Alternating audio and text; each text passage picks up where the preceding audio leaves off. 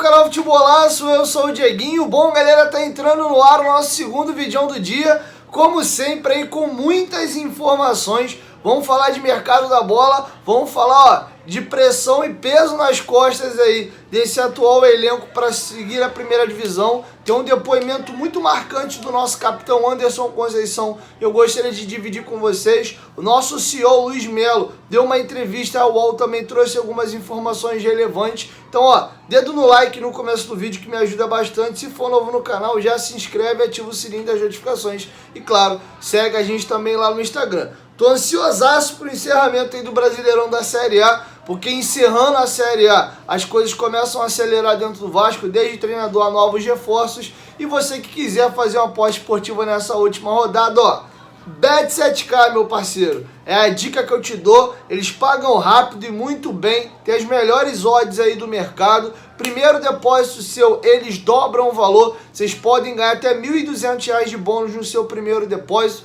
indicando um amigo que você ganha vintão para poder apostar. E claro, você também agora tem o cash out, você pode encerrar as apostas antes dos jogos acabarem, além de variedade de blackjack e cassino ao vivo também para apostar. Bet7k, parceiro do canal Futebolaço, o link tá aqui, ó, na descrição do vídeo e no primeiro comentário fixado. Bom, a situação é a seguinte, vamos começar o vídeo falando de Juninho Capixaba.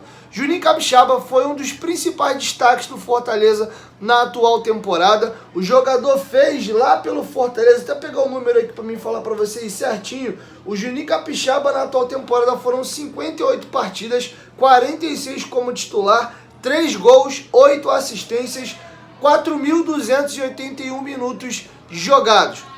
Ele veio para o Fortaleza emprestado pelo Grêmio, o Grêmio adquire ele em 2019, depois disso ele foi reemprestado para o Bahia, voltou ao Grêmio e agora foi emprestado ao Fortaleza. O contrato dele com o Grêmio vai até fevereiro do ano que vem, ou seja, tem praticamente aí, considerando o findar do ano de 2022, 2 meses de contrato e ele não vai voltar ao Grêmio. Um jogador livre no mercado, quem conseguir contratar fica com ele em definitivo e ele chega de graça. Pode existir sim pedido de luvas. Para quem não sabe aí o que é uma luva, eu vi gente colocando nos comentários, pode aqui, o que é luva? Teve algum jogador que eu comentei luva e alguém não entendeu. Luva é quando o jogador está livre no mercado e você não precisa pagar pelo passe. Aí o empresário do atleta e o jogador normalmente pedem um dinheiro para poder ir para esse clube. É como se ele fosse dono do passe dele, ele está te pedindo um valor para ele poder negociar com você, tá bom? Então, muitas das vezes você paga a luva,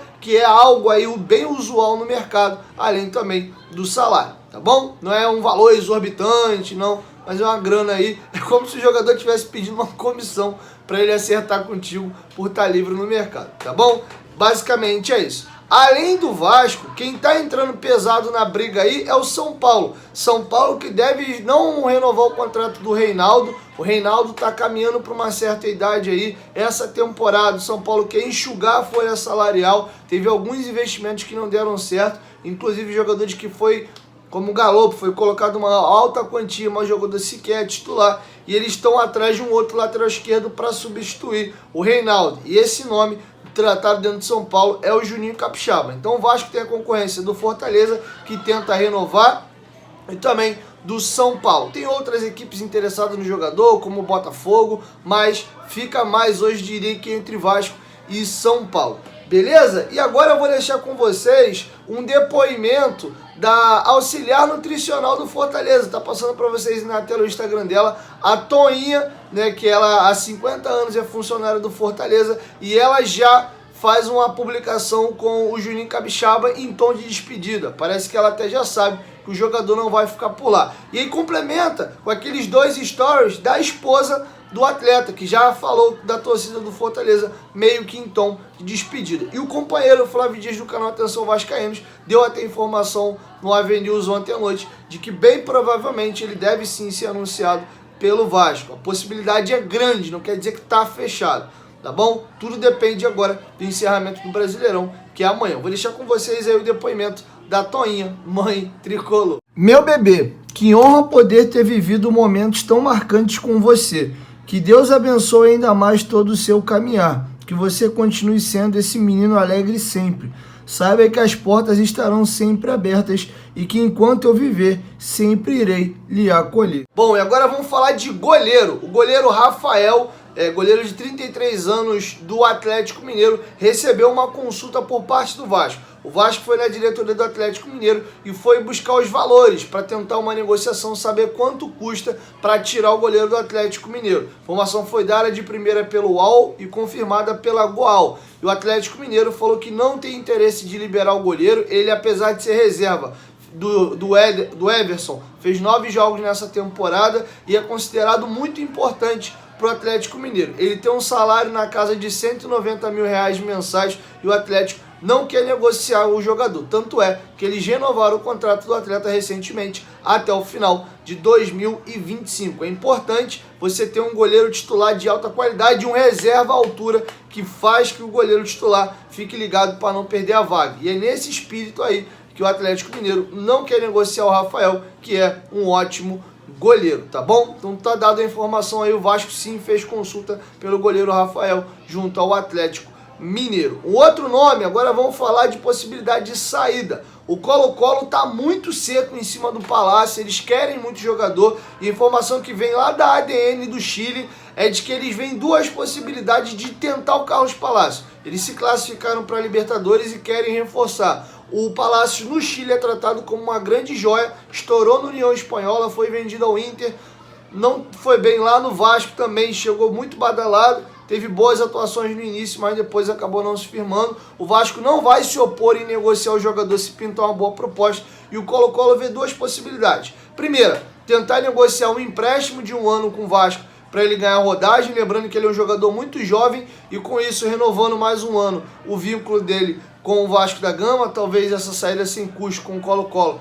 arcando com os salários, e uma outra possibilidade é adquirir um percentual aí do passe do atleta, mas essa segunda opção é vista como difícil, já que o Colo-Colo não tem muita grana para poder investir. E hoje a gente sabe, o Vasco é um clube milionário, meu parceiro, a gente não está precisando de dinheiro para se desfazer dos nossos jogadores de qualquer forma. Tá bom? Vamos virar a chavinha agora e eu gostaria de trazer para vocês aqui duas situações. Primeiro, o CEO da SAF do Vasco, Luiz Melo, deu uma entrevista ao UOL e comentou algumas situações, como por exemplo, possibilidade da renovação de contrato do Nenê, como é que vai ficar a situação dos jogadores que tem cláusula de renovação automática. Por enquanto, só o Anderson Conceição já veio a público aí de que teve o contrato renovado, Thiago Rodrigues, Yuri Lara e Edmar estão num compasso de espera.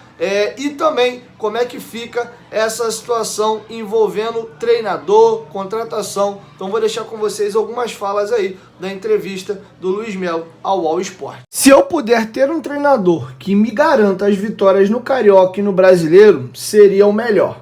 Buscamos aquele que se adeque à nossa ideia de plano de jogo. Conversamos com o pessoal da 777 para definir o modelo de jogo e então depois trazer os jogadores que façam sentido nesse modelo de jogo. São vários jogadores que estão sendo especulados, mas não vou entrar no nome de nenhum deles. Sobre treinador, ainda é recente a saída do Jorginho e o Paulo Brax está trabalhando em uma busca de novos treinadores. Ao longo do tempo, vamos anunciar. Se o atleta tem uma cláusula de renovação no contrato, sim, a gente vai respeitar e segue o jogo. Vamos respeitar todos os contratos. Eles acreditaram em um primeiro momento no projeto. Foi uma forma interessante de trazê-los e no final eles entregaram. O objetivo era o acesso e eles conseguiram. Sobre a renovação de Nenê, Nenê é um ídolo do Vasco, está sempre com bom astral, é extremamente competitivo, um cara que sempre está do lado. Auxilia o treinador, mas estamos vendo. Ele tem futuro grande como gestor e atleta. Só tem coisas boas a falar sobre ele. Para finalizar, não foi só a gente que sentiu a aguinha bater na bunda e a pressão da possibilidade de não voltar à primeira divisão. O Anderson Conceição deu uma entrevista ao GE e ele deu uma espécie de desabafada. Ficou feliz pela temporada que ele teve. Jogou aí 50 dos 53 jogos do Vasco na temporada. Mas ele falou que o grupo sentiu um baque muito grande pela derrota do Sampaio Corrêa. Estavam contando com acesso. E quando conseguiram o acesso depois do Ituano. Ele falou que foi como tirar um São Januário inteiro de cima das suas costas. Inclusive ele falou que o elenco ficou meio de luto por 2 dias ali após a perda do jogo do Sampaio Corrêa e ficaram realmente receosos aí da possibilidade de não conseguir subir. Mas no final, graças a Deus, deu tudo certo. Eu vou deixar com vocês essa espécie de desabafo do Anderson, falando da pressão que foi essa atual temporada e também da análise que ele faz da sua passagem no Vasco. E ó, tá esperançoso pro ano de 2023 do Vascão. A última semana foi muito difícil. Depois do jogo do Sampaio, que a gente acabou perdendo, você tendo que recomeçar mentalmente, psicologicamente, fisicamente. Você fica destruído. Tem que ficar de luto só 1 ou 2 dias e já tem que rapidamente se recompor. Falo para vocês, foi muito desafiador para todo o elenco. Todo mundo cansado da temporada inteira, mas graças a Deus no final deu tudo certo. Tirei uma arquibancada de São Januário das costas. A sensação que eu tive ao fazer aquele gol, eu me imaginava fazendo um gol daquele jeito, daquele lado, em frente à nossa torcida, na estátua do Dinamite. Isso passava pela minha cabeça e eu pensava, isso vai acontecer em São Januário, eu vou comemorar com a torcida. Mas acabou não sendo da maneira como eu queria, como um gol importante que talvez nos desse o acesso. O gol com certeza vai ficar marcado na minha vida. Vou me lembrar dele sempre. Era o jogo para a gente subir. Isso estava na nossa cabeça. Era o jogo do acesso. Mas futebol, todo mundo sabe que é imprevisível. Pode acontecer de tudo. Infelizmente, tomamos um banho de água fria com aquele gol no final. Sobre ter sido ou não esse o melhor ano da sua carreira, ele diz o seguinte: o clube jogou 53 partidas no ano, eu joguei 50. E jogando no Vasco, não sei qual foi o último zagueiro que jogou 50 jogos pelo Vasco como titular numa sequência dessa. Como vocês sabem, a pressão é muito grande e nesse ano maior ainda. Então eu tive que mostrar jogo a jogo, tem que ganhar, tem de tudo. Para mim foi gratificante, conseguir passar por cima de tudo isso dentro de campo, por pressão, maus resultados, por desconfiança muitas das vezes, mas sempre procurando dar o meu melhor. Então, conseguir esses números com a camisa do Vasco é muito gratificante e uma marca muito boa na minha carreira. Minha história ainda não acabou aqui, ainda tem muita coisa bonita por vir. Estou esperançoso que em 2023 grandes coisas vão acontecer com esse clube. Bom, galera, é isso. Essas eram as informações que eu tinha para trazer para vocês nesse vídeo. E logo mais aí no finalzinho da noite, entre 10h30 e 11 horas, eu chego com mais informações, beleza? 1, 2, 3, futebolaço. Tamo junto, família. A qualquer momento, quem volta mais, tamo junto. Valeu, fui!